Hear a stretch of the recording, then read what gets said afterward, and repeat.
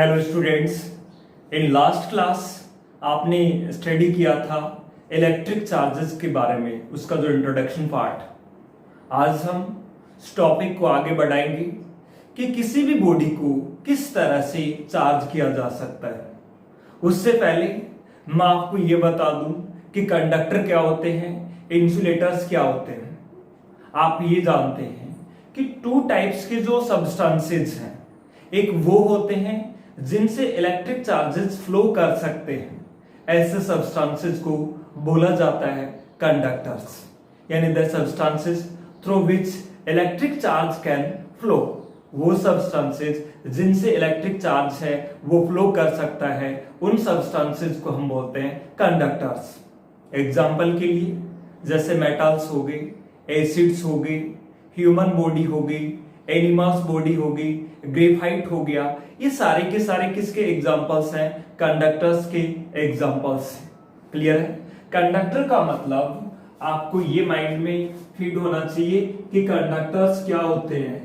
Conductors के बारे में नोट करिए, the substances through which electric charge can flow. Clear है? नोट करिए, the substances through which electric charge can flow, उन सब्सटेंसेस को हम बोलते हैं कंडक्टर्स। जैसे इसके जो एग्जांपल्स हैं, एग्जांपल में कंडक्टर के जितने भी मेटल्स हैं, एग्जांपल्स में आपने कहा मेटल्स हो गए आपके, है ना, एनिमल्स बॉडी हो गई, animals and human body, human body, animals body, है ना, ग्रेफाइट हो गया, ग्रेफाइट, है ना, एसिड्स हो गई, है ना,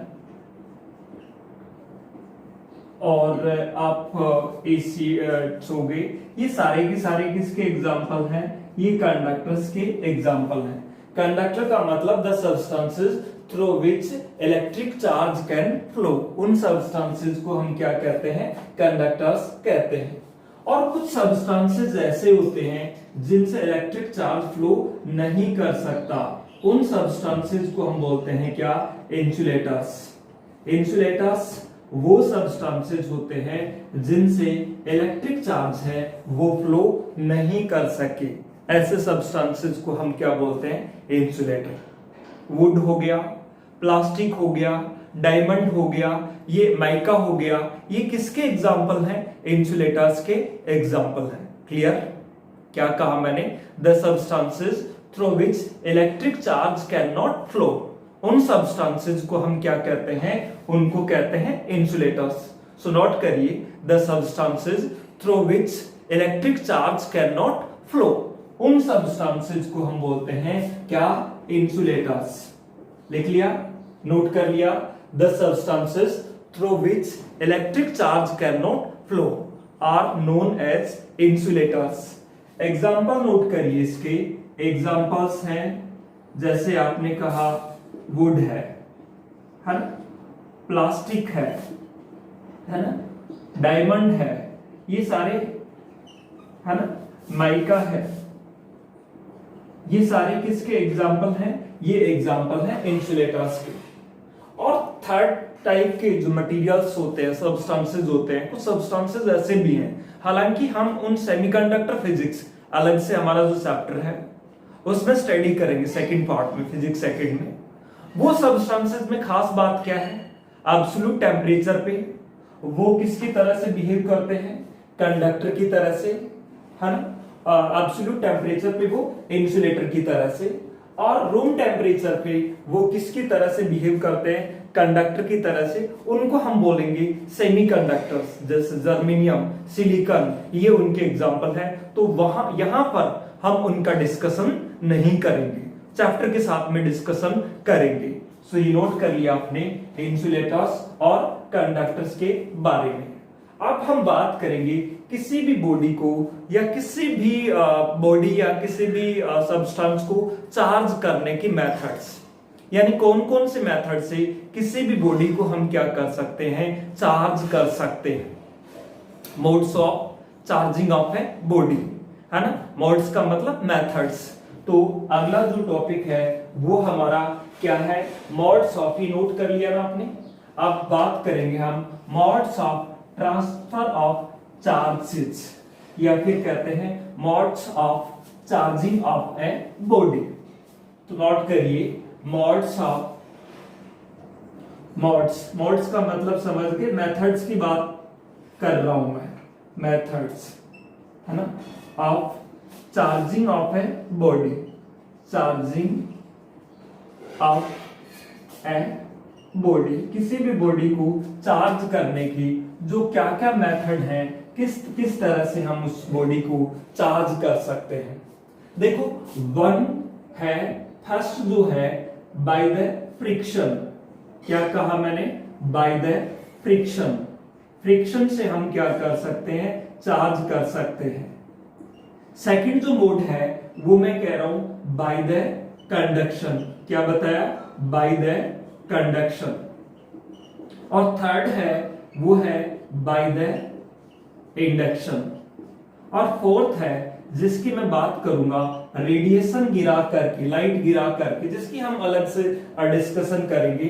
अब यहाँ इस चैप्टर में हम 3 मोड्स हैं वो मेनली उनके बारे में डिस्कस करते हैं, bye the friction, by the conduction, by the induction, by the induction. अब आपके माइंड में ये होना चाहिए, आपको मैंने लास्ट क्लास में, लास्ट लेक्चर में ये बताया था, किसी भी बॉडी के चार्ज होने का जो कारण है, जो वजह है, वो होती है transfer of electrons from one body to another body. Clear है ये बात। लास्ट लेक्चर में मैंने आपको ये बताया था कि किसी भी बॉडी के चार्ज होने का जो कॉज है वो क्या होता है, transfer of electrons from one body to another body. That is the main cause of charge of a body. जिसमें इलेक्ट्रॉन्स लॉस किए वो पॉजिटिवली चार्ज, और जिसने इलेक्ट्रॉन को गेन कर लिया वो नेगेटिवली चार्ज। ये बात हुई थी। अब ये बात यदि आपको क्लियर है तो ये समझना आपको इजी होगा। सो वन बाय वन करके मैं एक एक मोड की बात कर रहा हूं।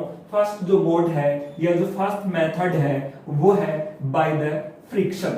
चार्ज की जो फर्स्ट मोड कहिए या फर्स्ट मेथड कहिए वो क्या है, बाय द फ्रिक्शन। कल मैंने जब आपको फ्रिक्शनल इलेक्ट्रिसिटी बताया तब मैंने एक छोटा सा एक्सपेरिमेंट बताया था। उसमें मैंने ये कहा था जब किसी बॉडी को रब किया जाता है, रब करने पर उसके अंदर ऐसी प्रॉपर्टी आ जाती है कि वो लाइट पार्टिकल को क्या करने लगता है, अट्रैक्ट करने लगता है, और उसको आपने नाम दिया था फ्रिक्शनल इलेक्ट्रिसिटी या फिर स्टैटिक इलेक्ट्रिसिटी। क्लियर है।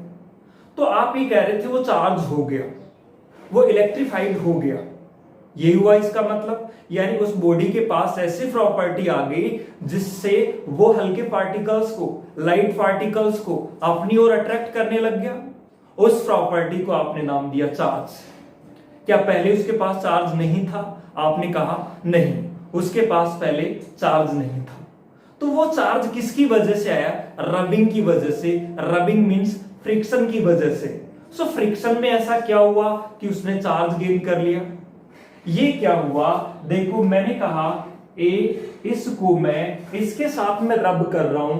यदि इसके इलेक्ट्रॉन्स हैं, यदि वीकली बाउंडेड हुए तो इसमें ट्रांसफर हो जाएंगे, और जिसमें इलेक्ट्रॉन एक्स्ट्रा हो जाएंगे वो नेगेटिवली चार्ज हो जाएगा, और जहां इलेक्ट्रॉन की कमी हो जाएगी वो क्या हो जाएगा, पॉजिटिवली चार्ज हो जाएगा।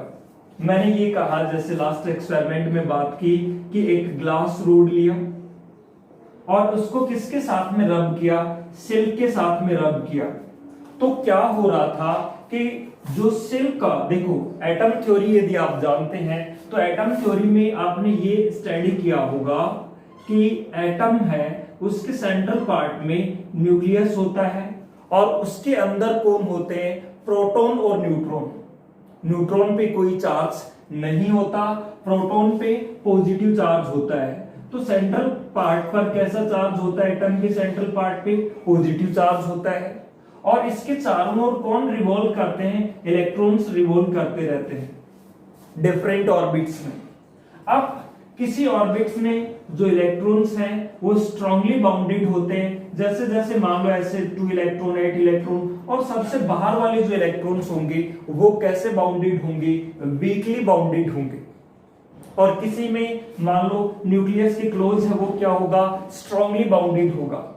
मैं अब ये कह रहा हूं आपको, सिंपल सी बात बता रहा हूं कि मान लो इसको इसके साथ में रब किया तो इसके जो इलेक्ट्रॉन थे वो स्ट्रांगली बाउंडेड थे, किससे, न्यूक्लियस के अट्रैक्शन फोर्स से, और ग्लास रोड में जो इलेक्ट्रॉन्स थे वो वीकली बाउंडेड थे।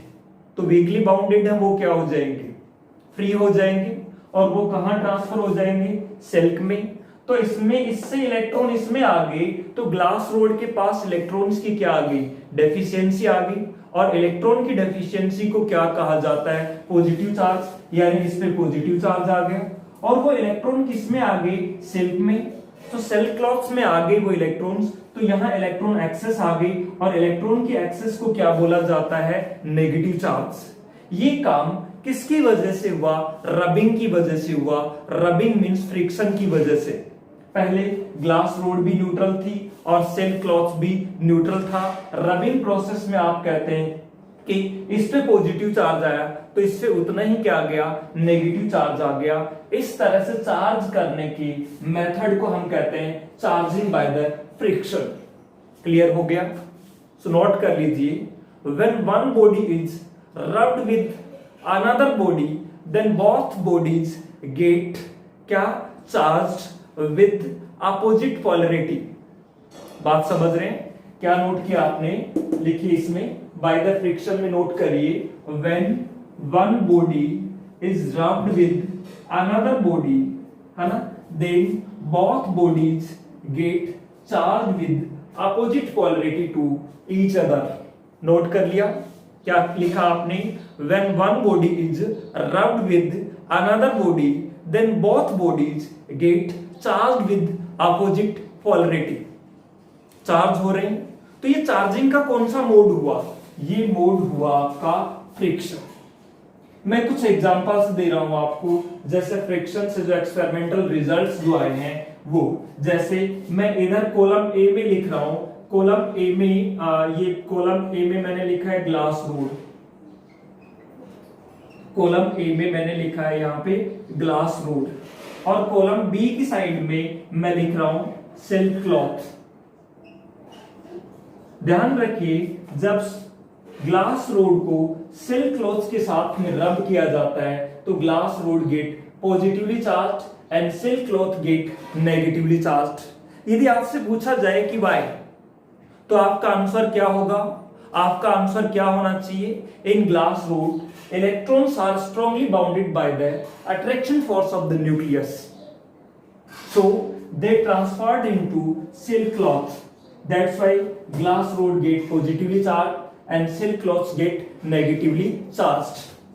अब जैसे दूसरा मैं आपको एक एग्जांपल दूं, जैसे केटाइन का नाम सुना आपने, कैट स्किन को, कैट की स्किन है ना, उसको यदि किसके साथ में रब किया जाता है, या तो प्लास्टिक के साथ में रब किया जाता है या एवोनाइट के साथ में रब किया जाता है, तो इन पर कैसा चार्ज आता है, पॉजिटिव, और इन पे कैसा चार्ज आता है, नेगेटिव चार्ज। तभी तो कैटाइन बोलते हैं, पॉजिटिव चार्ज, कैट जैसा है कैटाइन, है ना, क्योंकि कैट को प्लास्टिक के साथ में रब करोगे तो इस पे पॉजिटिव और इस पे क्या आएगा, नेगेटिव। कैट स्किन को एबोनाइट के साथ में रब करोगे तो कैट स्किन पे कैसा चार्ज आता है, पॉजिटिव, और इस पे कैसा आता है, नेगेटिव।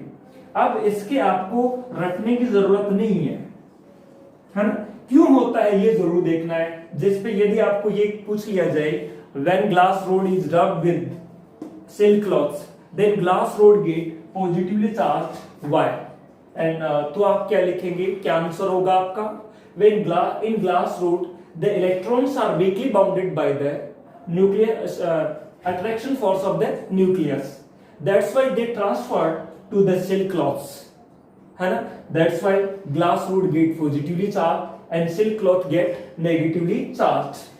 और मैं एक एग्जांपल और दूं आपको, जैसे वूल की बात कर रहा हूं मैं, ऊन की, वूलन क्लॉथ्स की बात कर रहा हूं, ऊनी कपड़ों की बात कर रहा हूं, या ऊन की बात कर रहा हूं, वूल की बात कर रहा हूं, वूल को हम जैसे अंबर के साथ में रब करें या रबर के साथ में रब करें, है ना, या प्लास्टिक के साथ में रब करें या एबोराइट के साथ में रब करें, तो आप पाएंगे कि वूल पे कैसा चार्ज आता है, पॉजिटिव, और इन पर कैसा चार्ज आता है, नेगेटिव चार्ज आता है।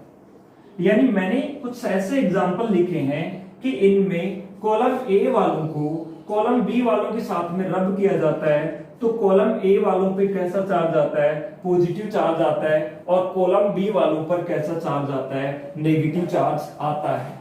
इस पर कैसा चार्ज आता है, पॉजिटिव चार्ज आता है ना, प्लस, और इन पे कैसा चार्ज आता है, माइनस। तो इसमें आपको रटने की रटाफिकेशन पे नहीं जाना, आपको सिंपल ये पूछ लिया जाए, when cat skin is rubbed with plastic then cat skin get positively charged and plastic get negatively charged, why? तो आपको सिंपल ये दिखाना है, ये बताना आंसर में कि जिससे पॉजिटिव चार्ज बताया गया है क्वेश्चन में, उससे इलेक्ट्रॉन को निकाल दो, और जिससे नेगेटिव चार्ज बताया गया है उसमें इलेक्ट्रॉन को क्या कर दो, ट्रांसफर कर दो। ये आपको कॉज लिखना है। बात क्लियर है? अच्छा, यदि आपसे पूछ लिया जाए कि मेटल रोड है और उसको आप हाथ में पकड़े हुए, एक मेटल रोड है, मेटल की रोड, मेटल एक कंडक्टर होता है ना, उसकी रोड को आप हाथ में पकड़े हुए हैं और वूल से रब कर रहे हैं, क्या मेटल रोड चार्ज हो जाएगी? नहीं चार्ज होगी। क्यों नहीं चार्ज होगी? क्योंकि human body is a conductor, तो वो चार्जेस हो भी रही है, तो वो चार्ज कहां ट्रांसफर हो जाएंगे, ह्यूमन बॉडी में ट्रांसफर हो जाएंगे। तो यदि मैं आपसे ये क्वेश्चन पूछूं तो आपका आंसर क्या होगा इन फ्यूचर? मैंने कहा कि आपने metal rod held in hand does not charge during the friction, या फिर when metal rod hold in hand is rubbing with the wool then it does not get charge, वो charge नहीं होती है। क्यों? Because the charges transfer to the our body, because our body is a good conductor, और फिर वो कहां transfer हो जाएंगे, अर्थ में ट्रांसफर हो जाएंगे। मैं अर्थिंग और ग्राउंडिंग का एक कॉन्सेप्ट बता देता हूं। यहाँ पे अर्थिंग और ग्राउंडिंग का कॉन्सेप्ट क्या है, यहाँ इसको क्लियर करने के लिए मैंने क्या कहा, earthing and grounding. Earthing and grounding का कॉन्सेप्ट क्या है?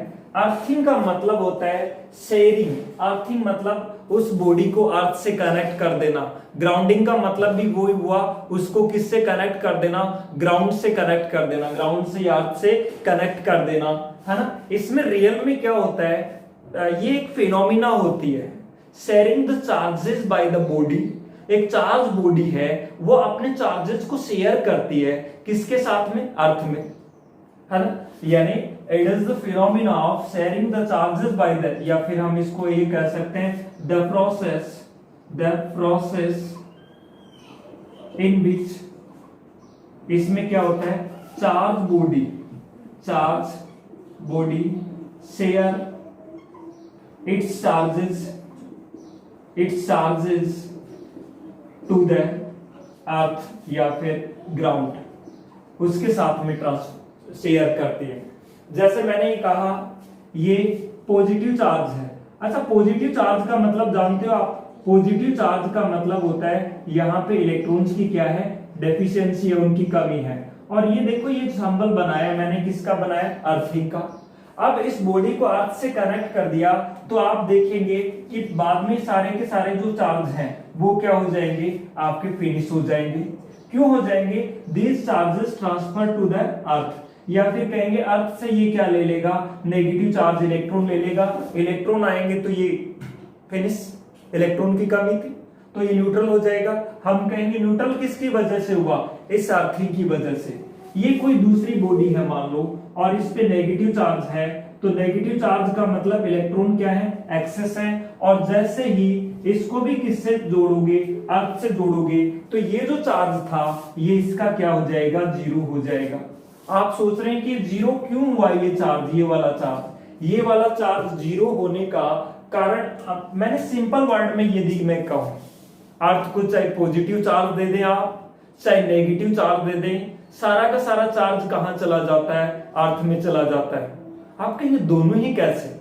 देखिए, यदि आपके पास पॉजिटिव चार्ज बॉडी है तो वहां इलेक्ट्रॉन की कमी है और ये अर्थ से इलेक्ट्रॉन को अट्रैक्ट करेगा और इलेक्ट्रॉन आ जाएंगे तो ये न्यूट्रल हो जाएगा, यानी ये क्या हो जाएगा? अर्थ से जोड़ते ही क्या बन जाएगा? न्यूट्रल।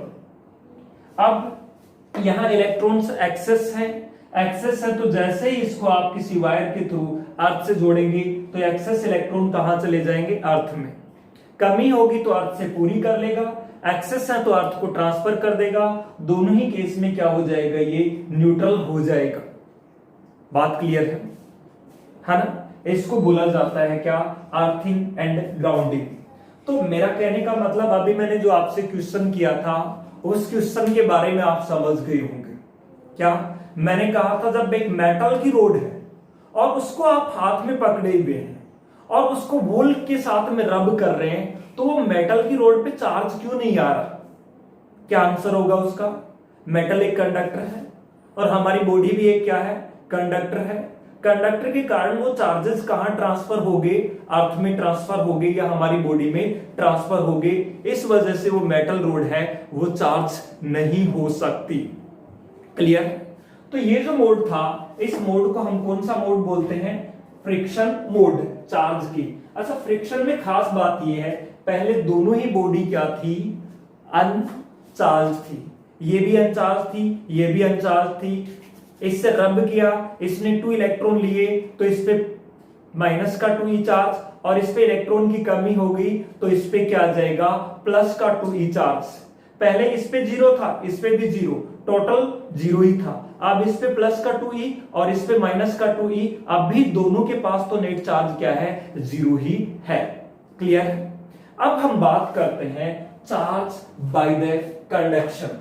सेकंड जो मोड है वो कौन सा है? By the conduction. नोट कर लीजिए इनको, ये ग्लास रोड और ये कर लिया नोट। अब देखिए हम बात करते हैं बाय द सेकंड जो मोड की मैं बता रहा था, सेकंड जो मेथड थी और वो मेथड थी बाय द कंडक्शन। सेकंड जो मोड है वो मैंने कौन सा बताया?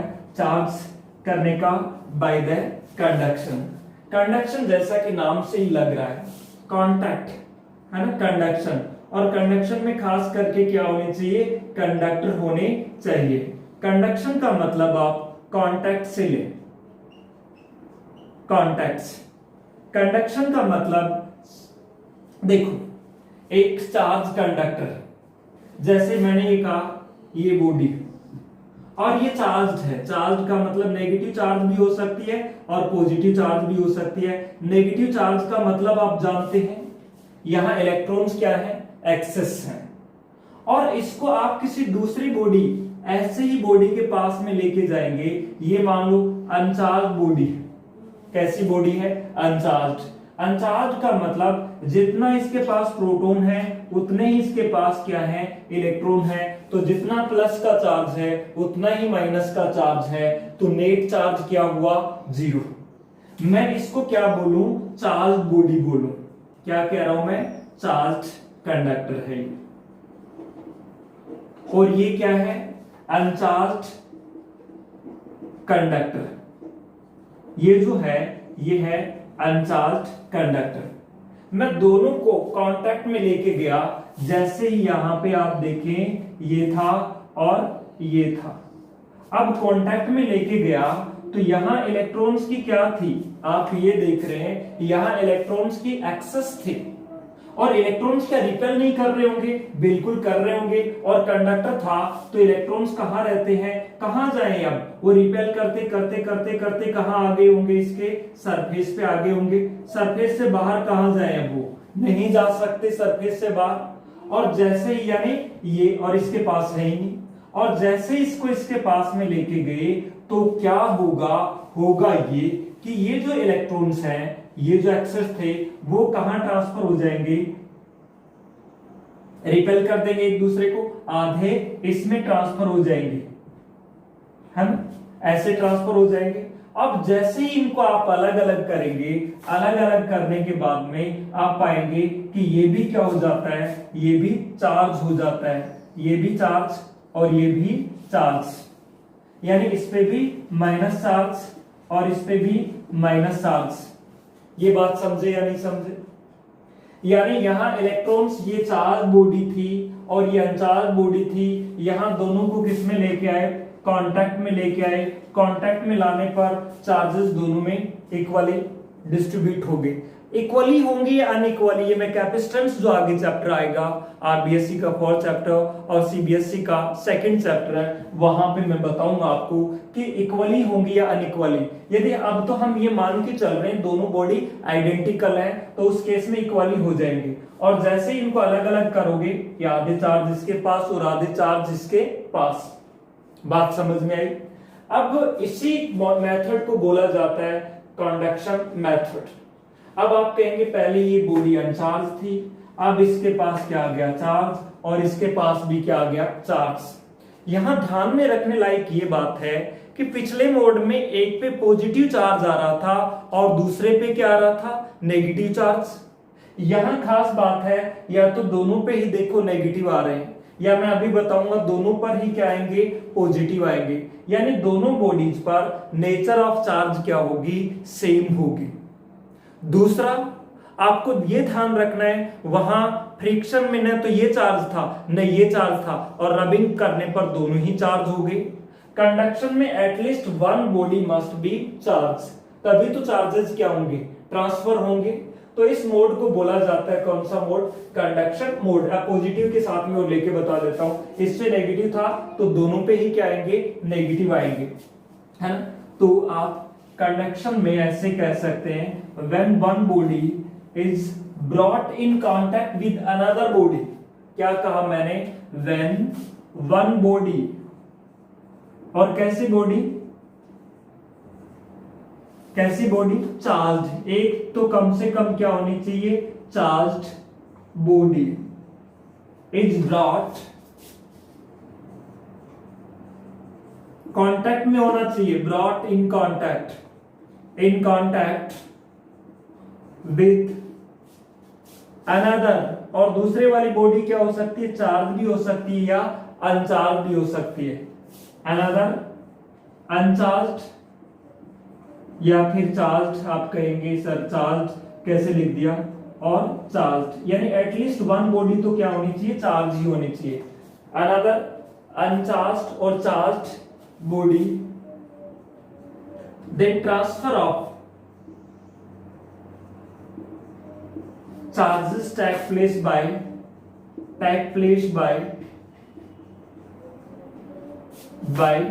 conduction mode।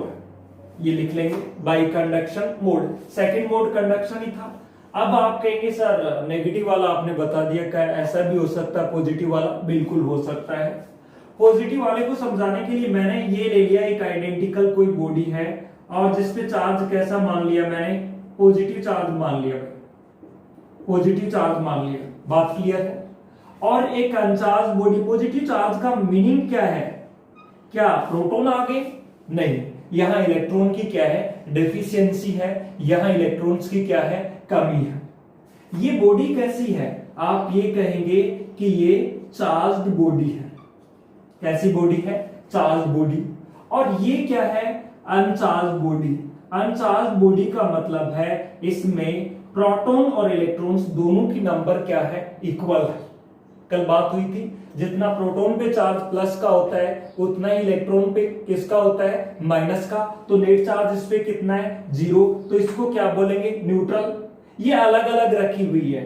सेकंड डायग्राम में मैं क्या कर रहा हूं, इन दोनों बॉडीज को किस में ला रहा हूं, कांटेक्ट में ला रहा हूं, क्योंकि बात किसकी चल रही है, कंडक्शन की चल रही है। कंडक्शन की बात कर रहे हैं आप। जैसे ही लाएंगे ये चार्जेस ऐसे हो जाएंगे, आधे इसके पास और आधे इसके पास चलेंगे। और जैसे ही इनको अलग अलग करेंगे ये अपने आधे आधे चार्ज बांट लेगा, इस पे भी प्लस और इस पे भी प्लस।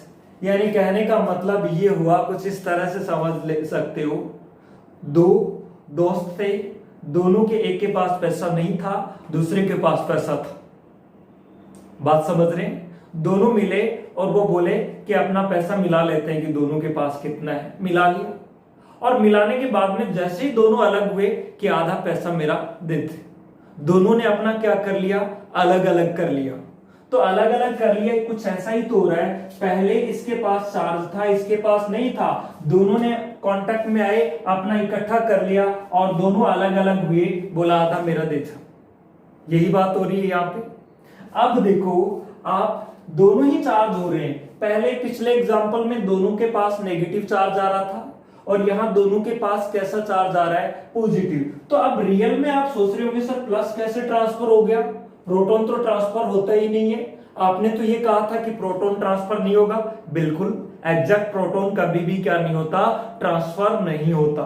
तो रियल में क्या हुआ होगा, इसके पास में देखो प्रोटॉन भी है और इलेक्ट्रॉन भी है, यहां पे इलेक्ट्रॉन की कमी है। जैसे ही कांटेक्ट में आए, कांटेक्ट में आते ही ये क्या हुआ, ऐसे थे, ऐसे इसके पास थे शुरू में, इसके पास जितने प्लस उतने माइनस, ये थे। मैं रफली यदि समझाऊं, जितने प्लस उतने माइनस, जितने प्लस उतने माइनस, कुछ ऐसे ही है। अब देखो इसने क्या किया, इसके पास किसकी कमी थी, माइनस की कमी, ये माइनस को खींचेगा, इधर ये माइनस खींचा और ये प्लस है, ये जीरो हो गया, है ना। फिर एक माइनस ये आया, इसने माइनस खींचा और ये प्लस है, ये जीरो हो गया। इसने एक माइनस खींचा और ये हो गया, इसने माइनस खींचा और ये हो गया, इस तरह से। तो इस पे कैसा चार्ज आ गया, प्लस, और इस पे भी कैसा आ गया, प्लस। यही बात हुआ ना। तो आपको सिंपल वे में हम ये कह सकते हैं, क्या कह सकते हैं, जब एक चार्ज बॉडी और एक अनचार्ज बॉडी को किस में लेके जाते हैं, कांटेक्ट में लेके जाते हैं, दोनों बॉडीज को कांटेक्ट में लेके गए, है ना, तो दोनों पर चार्ज आ गया और दोनों को जब सेपरेट किया तो दोनों पर ही क्या आ गया, चार्ज आ गया। दोनों पर नेचर ऑफ चार्ज क्या है, सेम है। ये बात क्लियर होनी चाहिए। एक एग्जांपल से और क्लियर करता हूं मैं, सिंपल सा एग्जांपल देखिए, 2-3 एग्जांपल मैं करवा दूं आपको, इससे समझ जाएंगे आप कंडक्शन मेथड को या कांटेक्ट से किसी भी बॉडी को कैसे चार्ज करते हैं। जैसे आपको ये कहा जाए, एक स्फीयर है और इसके पास चार्ज है 10 कूलम का, और दूसरा स्फीयर है, इसके पास कोई चार्ज नहीं है, यानी उसके पास कितना कूलम का चार्ज है, 0 कूलम का। इनको आप कांटेक्ट में लेके गए, आइडेंटिकल हैं, कैसे स्फीयर्स हैं, आइडेंटिकल स्फीयर्स हैं, दोनों को कांटेक्ट में लेके गए, टोटल चार्ज कितना हो गया, 10 + 0 यानी 10। अब दोनों को कांटेक्ट में लेके गए तो 10 + 0 हुआ, और दोनों को कांटेक्ट में ले जाने के बाद में अलग किया तो देखो क्या हो गया, 5 इस पे आ गया, 5 इस पे आ गया, और जैसे अलग अलग करोगे इस पे भी क्या रह गया 5, और इस पे भी क्या रह गया 5C फॉर कूलम। ये बात समझे। अच्छा, आप ये कह रहे हैं कि सर आपने ये क्या लिखा है यहाँ पे अनचार्ज बॉडी, ये इसका क्या सिग्निफिकेंस है, इसका क्या मतलब है। देखो इसका मतलब समझाने की ये एग्जांपल समझ में आया या नहीं आया। आपके पास एक 10 कूलम की बॉडी, दूसरी 0 कूलम की यानी न्यूट्रल, दोनों को आप कांटेक्ट में लेके गए, टोटल चार्ज कितना हुआ 10 + 0 यानी 10, दोनों के पास 10 था। जैसे दोनों अलग होंगे कितना कितना इक्वली डिवाइड कर लेंगे, क्योंकि आइडेंटिकल है। आइडेंटिकल नहीं होते तो क्या होगा, उसकी हम इलेक्ट्रिक कैपेसिटेंस नाम से चैप्टर है, वहां पे डिस्कस करेंगे। बात क्लियर है। अच्छा, यदि आपके पास में ये होता कि इस बॉडी पे चार्ज कुछ ऐसा होता, मैं ये कहूं कि यहाँ पे 10 कूलम है और यहाँ पे 2 कूलम होता, तो इन पे कितना हो जाता, दोनों पे मिलाकर के कितना होता, 12 कूलम होता, 10 + 2। और जैसे ही दोनों अलग अलग होते तो 12 कूलम को डिवाइड करते, 6 कूलम इस पर होता और 6 कूलम इस पे होता। बात समझ रहे हैं। यानी यहाँ पर नेचर ऑफ चार्ज क्या है, सेम है। इस पे प्लस आ रहा है तो इस पे भी क्या आ रहा है, प्लस आ रहा है। दोनों को किस में लाना जरूरी है, कांटेक्ट में लाना जरूरी है।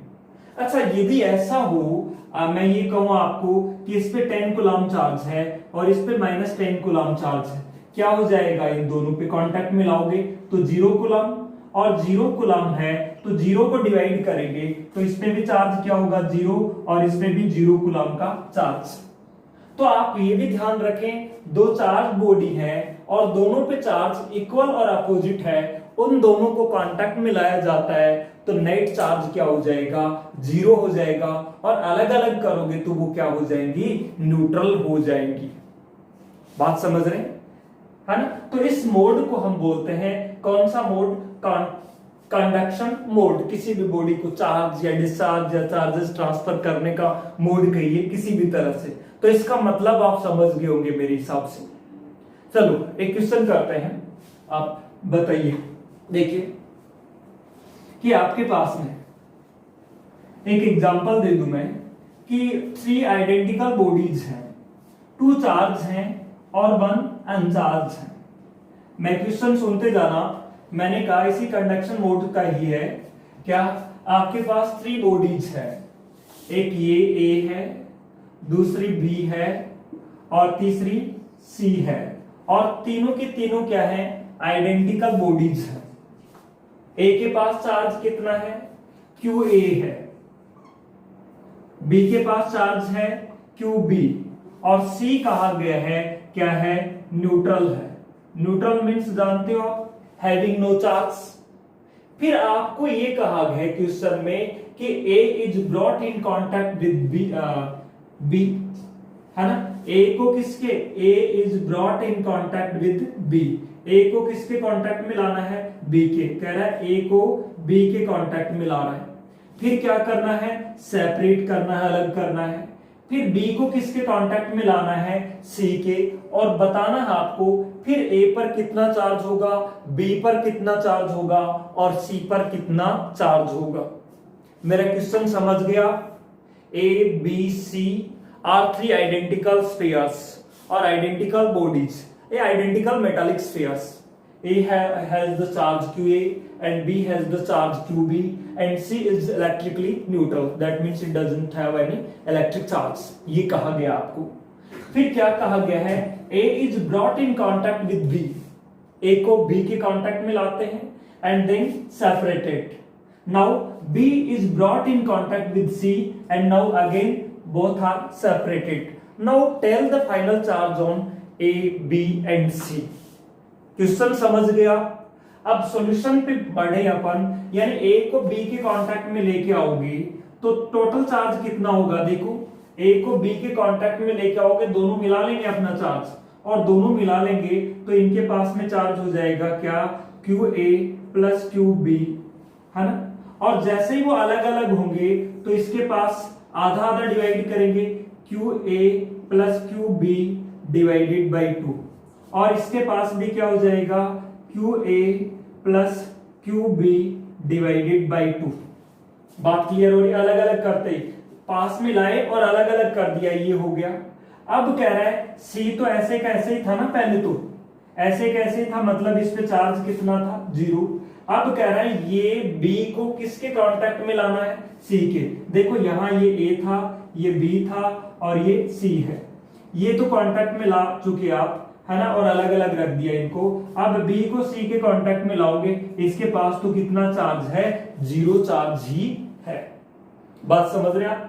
अब जैसे ही इनको करोगे टोटल 0 प्लस होगा तो ये क्या हो जाएगा QA plus QB divided by, small में कैपिटल में क्या लिख रहे हो आप, स्मॉल में लिख रहे हो तो स्मॉल में ही लिखे ये, है ना, QA QB, तो ये QA QB divided by 2 plus 0 का तो प्लस कर लो, कोई फर्क नहीं पड़ना।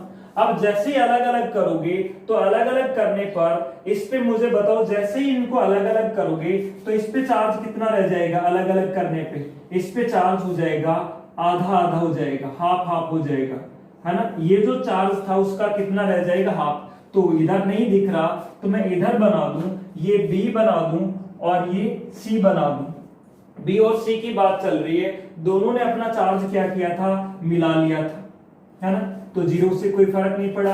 अब देखो B और C ने अलग अलग हुए तो अलग अलग होते ही ये B था और ये C था, इसने कितना कर लिया डिवाइड कर लिया, तो इस पे भी कितना आएगा Q A plus Q B divided by 2 का मतलब 4 हाफ करेंगे और इस पे भी क्या आ जाएगा Q A plus Q B divided by 4। Now the final charge on A B C.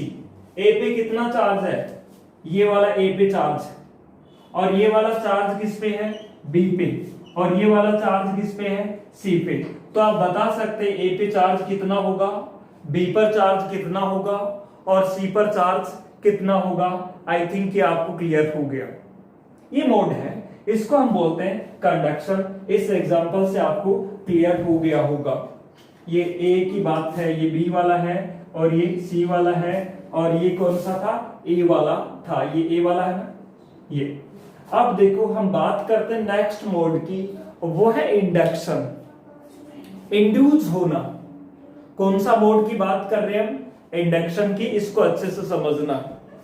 Induction mode में रियल में होता क्या है। थर्ड जो मोड है वो कैसा मोड है, इंडक्शन। तो इंडक्शन मोड में क्या होता है ये आप अच्छे से देखिए।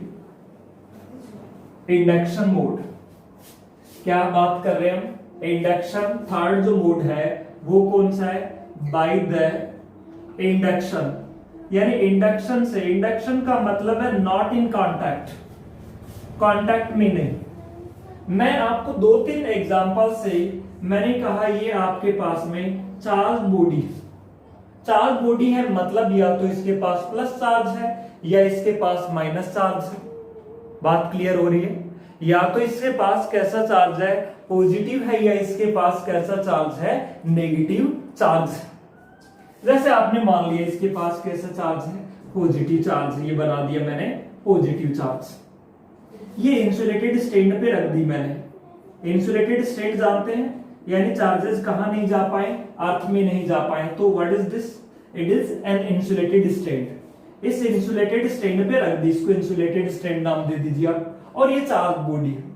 अब मैं क्या कर रहा हूं, सेकंड डायग्राम में ये तो चार्ज बॉडी है, और सेकंड डायग्राम में चार्ज माने या अनचार्ज, आप इसको या तो अनचार्ज नाम दे दे, चार्ज दूसरे का नाम दे दें। ये एक अनचार्ज बॉडी है। और सेकंड में मैंने क्या कर दिया, इस अनचार्ज बॉडी जो कि इस स्टैंड पे रखी हुई है ना, इंसुलेटेड स्टैंड पे रखी हुई है, इसके पास में मैं किसको लेके जा रहा हूं, एक चार्ज बॉडी को लेके जा रहा हूं। ये जो बॉडी है वो कैसी बॉडी है, चार्ज बॉडी। यहां आप देख रहे होंगे मैंने गैप बना रखा, कांटेक्ट नहीं है, पास में नहीं है। यहाँ पे यहाँ या तो एयर है या वैक्यूम है, ये मानिए आप, या फ्री स्पेस है।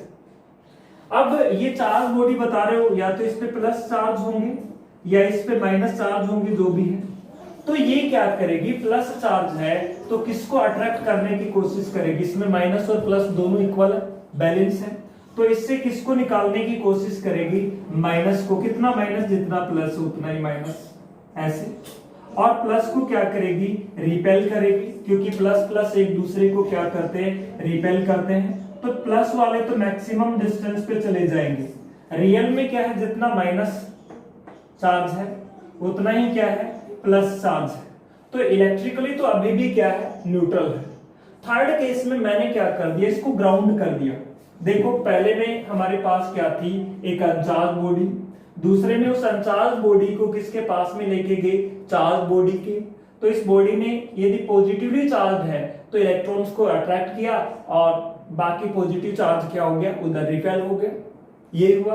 अब बात ये आती, यदि इसको हम ग्राउंड कर दें, थर्ड में ये का यही है, सेम ये का यही डायग्राम है, और ये वाला जो चार्ज था ही ये है ना, और ये आपका इंसुलेटेड स्टैंड था, और इसको मैंने इस पे आपके पास में कैसे चार्ज आए थे, माइनस दिखा रखे थे, और इस साइड आपने क्या दिखा रखे थे, प्लस दिखा रखे थे। और इसको सिर्फ मैं कर रहा हूं अर्थिंग।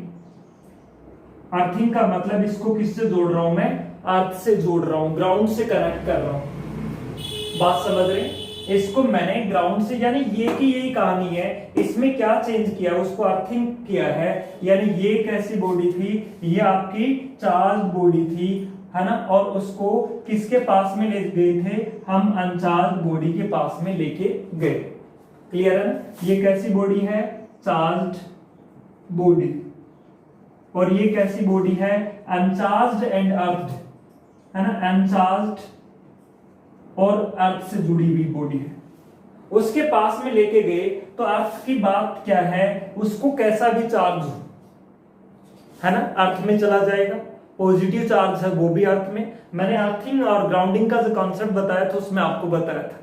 आप कहेंगे सर माइनस वाला चला जाएगा, हाँ यहाँ माइनस वाला होता तो माइनस वाला भी चला जाता, माइनस वाला जा पाएगा नहीं, बिकॉज माइनस वाले को क्या कर रहा है, ये अट्रैक्ट कर रहा है। ये जो देख रहे हैं आप, ये वाला चार्ज क्या कर रहा है, अट्रैक्ट कर रहा है। तो कौन से वाला चार्ज है वो अर्थ में चला जाएगा। ये जो चार्ज है सारा का सारा, ये कहां चला जाएगा, अर्थ में ही चला जाएगा। बात समझ रहे हैं, यानी ये चार्ज है ये अर्थ में चला गया। अब आप कहेंगे कि ये बॉडी पहले चार्ज नहीं थी और अब क्या हो चुकी है, चार्ज हो चुकी है। क्या कांटेक्ट में लाने से नहीं, पास में लाने से ही चार्ज हो गई है। तो इस मोड को, इस पे कितना चार्ज आएगा, इस पे यदि पॉजिटिव था तो इस पे कैसा चार्ज आएगा, नेगेटिव चार्ज। इस मोड को बोला जाता है by the induction.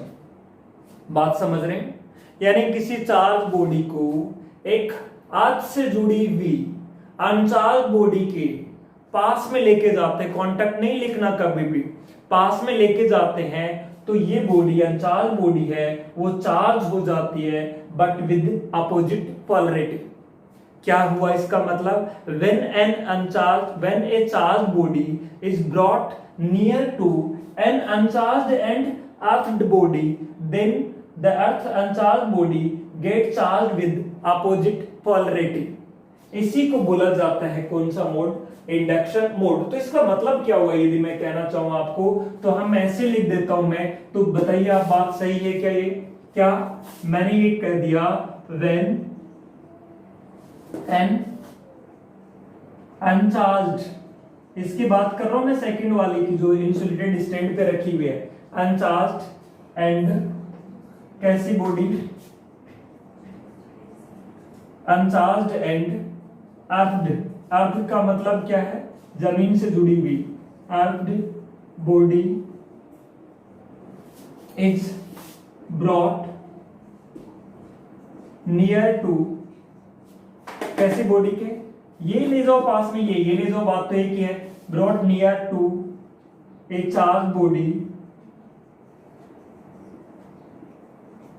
Then uncharged body get, then uncharged body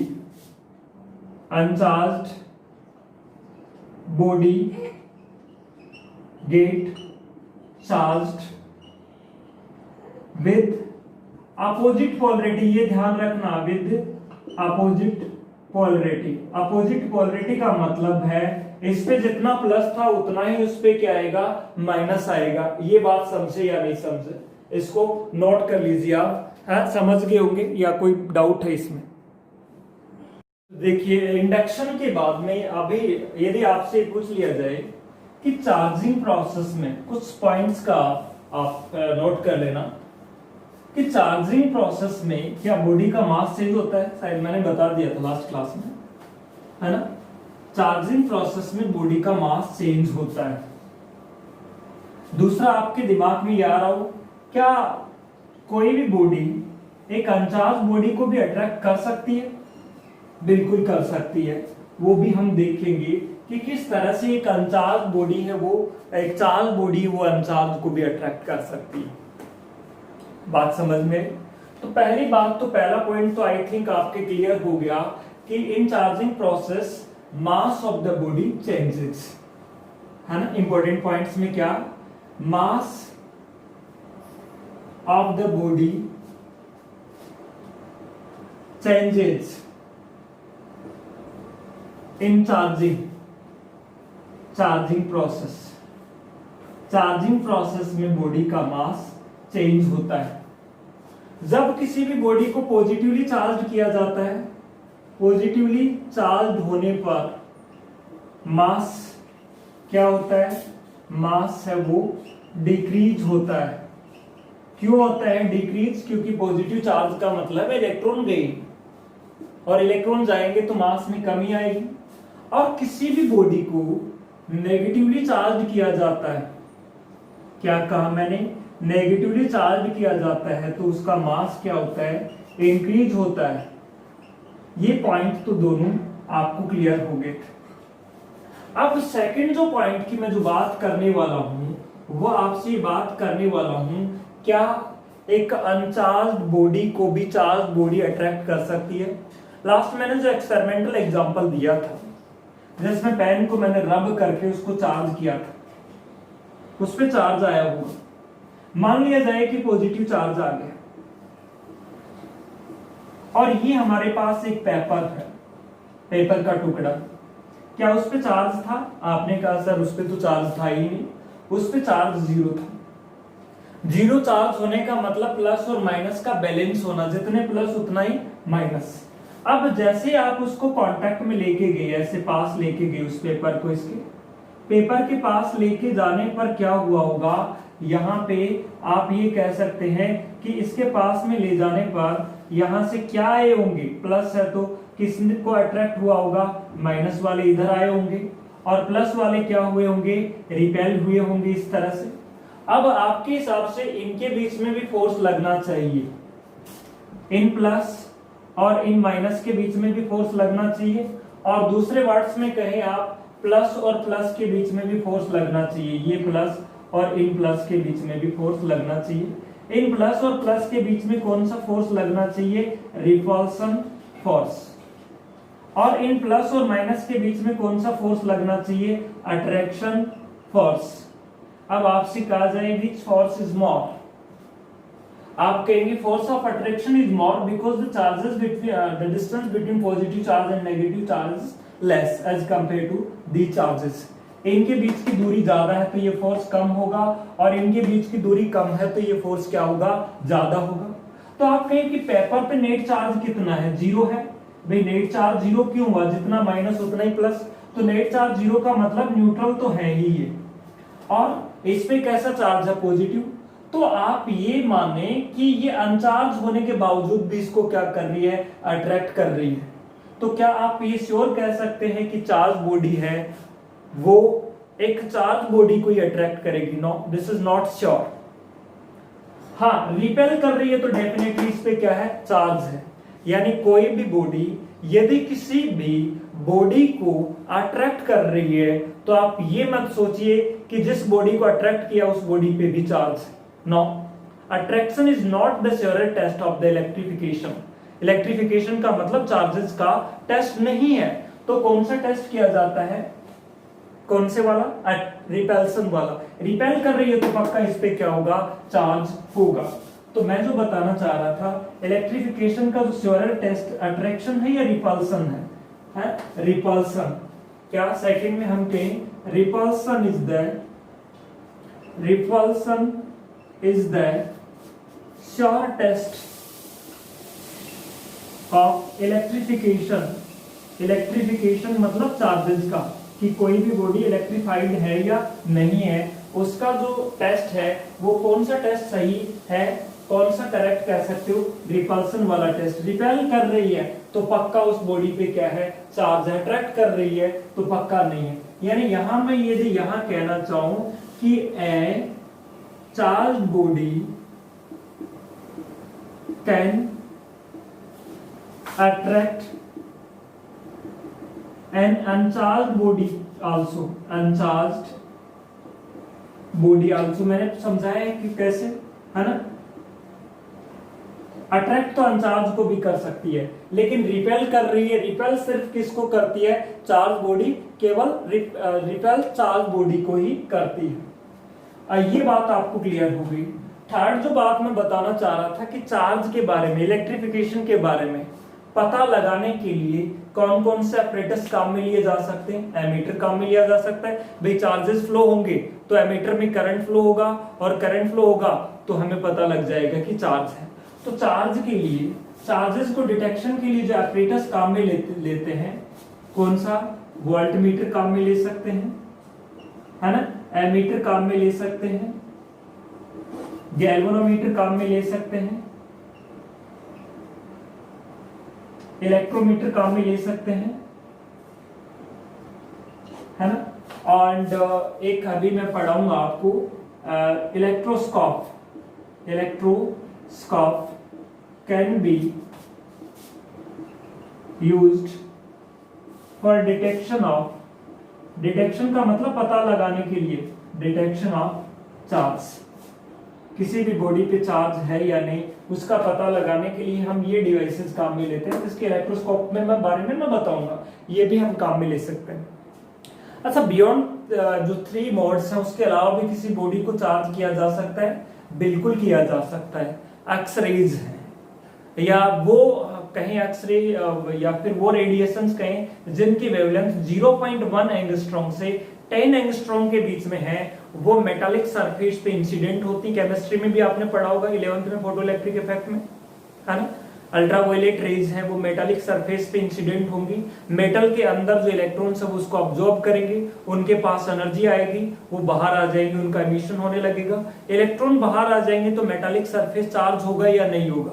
बिल्कुल होगा। कैसा चार्ज होगा? पॉजिटिवली चार्ज होगा।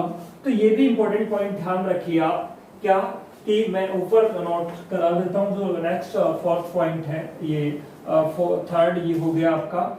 4th पॉइंट की जो मैं बात कर रहा हूं कि क्या जो एक्स रेज हो गई या इलेक्ट्रोमैग्नेटिक रेडिएशंस कह दो, जिनकी वेवलेंथ कहां से कहां के बीच में 0.1 एंगस्ट्रॉम से 10 एंगस्ट्रॉम के बीच में है, जब उनको मेटालिक सरफेस पे इंसिडेंट कराया जाता है तो मेटल से इलेक्ट्रॉन्स का एमिशन होने लगता है, और इलेक्ट्रॉन जब एमिट हो जाएंगे तो वो कैसी चार्ज हो जाएगी? मेटल सरफेस पॉजिटिवली चार्ज हो जाएगी। बात समझ रहे हैं? यानी हम ये कह सकते हैं, यानी ये भी एक चार्ज का फोटोइलेक्ट्रिक इफेक्ट में हम पढ़ेंगे 2nd फिजिक्स में, वहां पर मैंने नेक्स्ट जो है, नेक्स्ट पॉइंट में जो कह रहा था एक्स रेज, या फिर कह सकते हैं और the electromagnetic radiations, electromagnetic radiations having wavelength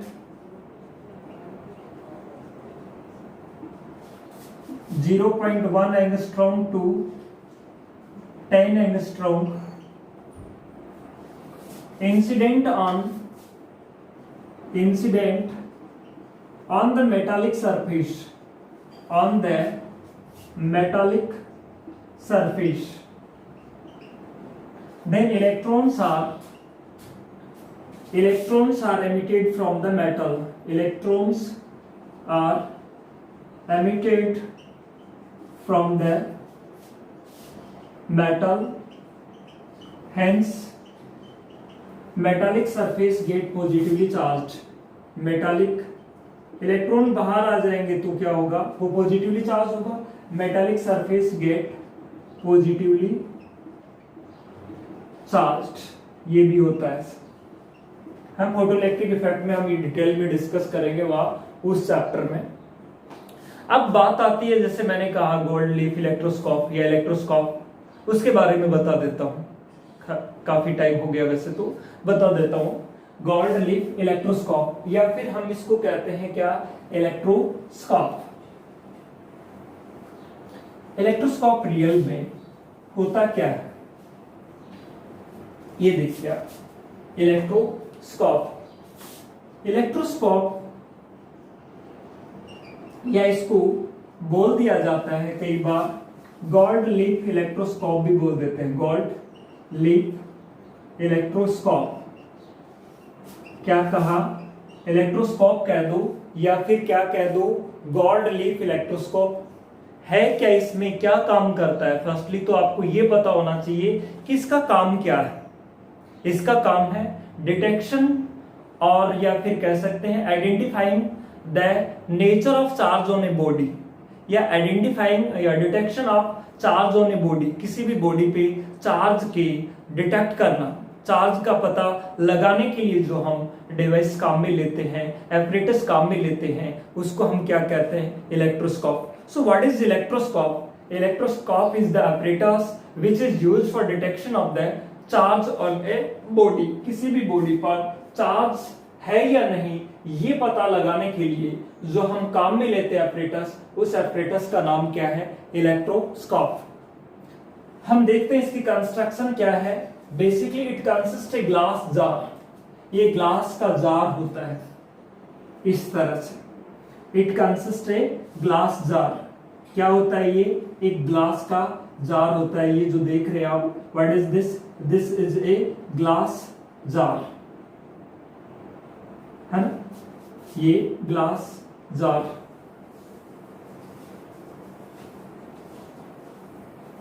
क्या बताया? Glass jar. और इसमें क्या होता है? In which a metallic rod is placed vertically, इसमें एक क्या मेटल की रोड वो वर्टिकली प्लेस्ड होती है। क्या लिखा आपने? It consist A glass jar in which a metallic rod is placed vertically, है ना, बाय द हेल्प ऑफ, किसके हेल्प से? ऐसे रुकेगी कैसे? रबर स्टॉपर नहीं आता, रबर का जो डाटा आता है उसको कॉर्क भी कह देते हैं, या फिर इसको क्या बोल सकते हैं? Rubber stopper. ये क्या है? Rubber stopper. स्टॉपर की हेल्प से रुकी हुई है। इस पर ऊपर क्या लगी हुई होती है?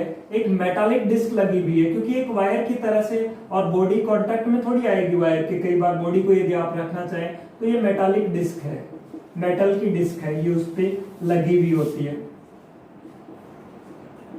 आप समझ पाएंगे कि मेटालिक डिस्क क्यों है। जैसे मुझे इस मार्कर पे चार्ज का पता करना है तो मैं इसके कांटेक्ट में लेके आऊं, मान लीजिए इससे कांटेक्ट नहीं हुआ, लेकिन मैं मेटालिक रोड पे रख दूंगा तो आराम से इसकी कांटेक्ट में आ जाएगा, वो काम है इसका। और इसके जो नीचे वाले जो एंड हैं उस पे बिल्कुल थिन पेपर, है ना, आपने एल्युमिनियम फॉइल देखी होगी, उस तरह का ये गोल्ड की लीफ लगी हुई होती है इस तरह से। थिन पेपर्स हैं, गोल्ड के हैं। गोल्ड ही क्यों चूज किया? Because it is a good conductor, और इसकी डक्टिलिटी इतनी फाइन है कि इनको थिन से थिन किया जा सकता है। तो यहाँ गोल्ड के पेपर लगे हुए होते हैं ऐसे, यू, है ना। तो ये क्या बताया था आपने? Glass jar. और इसके अंदर कोई किसी तरह से एयर नहीं होना चाहिए, वैक्यूम है ना, ताकि आप ये सोचे कि एयर की वजह से ये गोल्ड लीव्स है। इनको आप क्या नाम दिए? Gold leaf.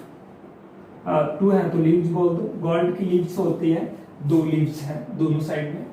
और इसको क्या किया जाता है? इस ग्लास जार को अर्थ से भी जोड़ दिया जाता है, ग्राउंड कर दिया जाता है अर्थ। बाय द वे इस पे कहीं कोई चार्ज है तो कहां चला जाए? अर्थ में चला जाए। ये तो इसको हम बोलते हैं क्या? इलेक्ट्रोस्कोप। अब आप सोच रहे होंगे कि इससे नेचर ऑफ चार्ज का कैसे पता लगाता है ये क्या है? ये जो बताया है ये मेटालिक रोड है।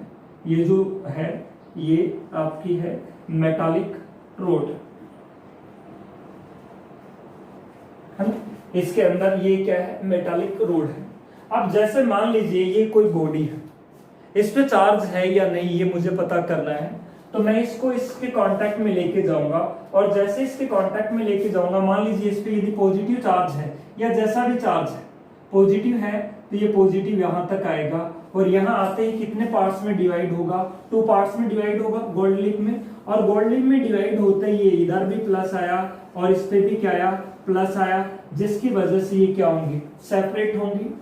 तो हमें ये क्या इंडिकेशन देता है? जितने ज्यादा डाइवर्ज हो रही है, degree of divergence represent the magnitude of charge. जितनी ज्यादा सेपरेट हो रही है, मैं ये मानूंगा इस पे चार्ज उतना ही क्या था? ज्यादा था। मैं इसको कांटेक्ट में लेके आया, और देखो चाहे इस पे पॉजिटिव चार्ज है तो भी पॉजिटिव आगे 2 पार्ट्स में बटेगा, नेगेटिव है तो भी आगे जाकर के नेगेटिव 2 पार्ट्स में बटेगा। दोनों ही केस में ये क्या होंगी? डाइवर्ज होंगी, इस तरह से फैलेंगी। आप कहेंगे एयर फैला रही है, नहीं, एयर तो है ही नहीं इसके अंदर, तो वो चार्जेस की वजह से। तो हम समझ जाएंगे इस बॉडी पे क्या था? चार्ज था। Degree of divergence is the measure of the magnitude of charge. जितनी ज्यादा डाइवर्ज हो रही है, हम मानेंगे इससे चार्ज का मैग्नीट्यूड उतना ही क्या था? ज्यादा था।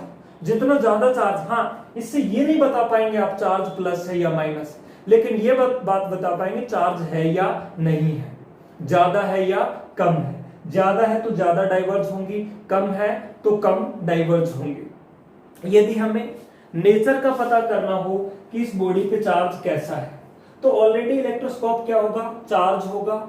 और इस पे मान लीजिए मैं जिस पे चार्ज का पता करना है, इस पे पॉजिटिव है या नेगेटिव है, इसको मैं इसके कांटेक्ट में लेके जाऊंगा।